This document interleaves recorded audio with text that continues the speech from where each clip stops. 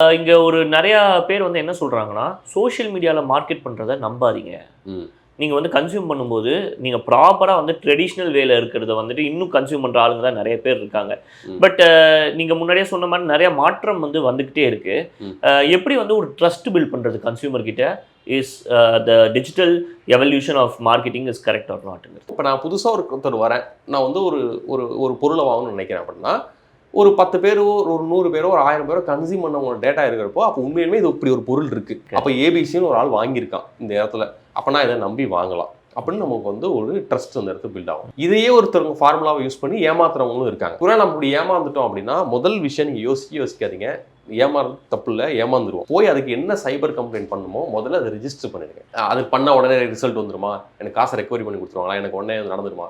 அது பிரச்சனை கிடையாது. நீங்க சைபர்ல கம்ப்ளைண்ட் இப்போ எப்படி ஆயிடுச்சுன்னா, கம்ப்ளைண்ட் ரிஜிஸ்டர் பண்ணதுக்கப்புறம் இன்னைக்கு ரெக்கவரி ஸ்டேஜ் வரைக்கும் போயிடுச்சு. அதாவது முன்னாடி கம்ப்ளைண்ட் பண்ணுவாங்க, போயிடுவாங்க.